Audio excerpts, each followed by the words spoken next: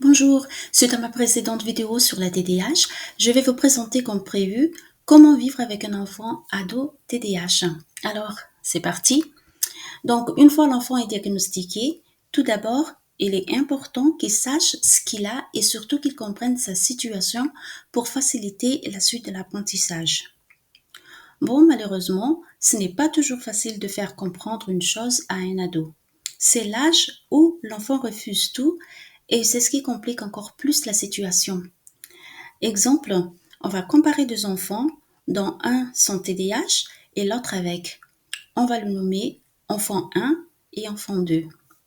En arrivant à l'école, ces enfants prennent leur goûter et après avoir pris le goûter, l'enfant 1 va faire ses devoirs systématiques, c'est-à-dire qu'il sait ce qu'il y a des choses à faire, donc il va le faire.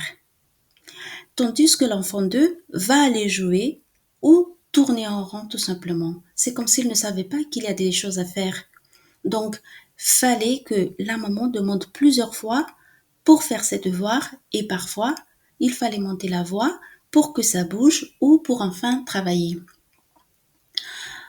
Avant d'accepter de travailler, il va perdre 10 minutes avant de se concentrer. En gros, l'enfant n'est pas autonome, pas simplement sur ses devoirs, mais sur tous les plans. Alors, comment l'aider? Voici donc quelques idées qui pourraient peut-être aider d'autres parents vivant avec un enfant TDAH.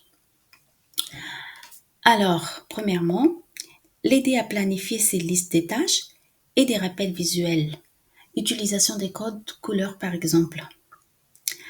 Deuxièmement, pour la gestion du temps, on peut utiliser un minuteur.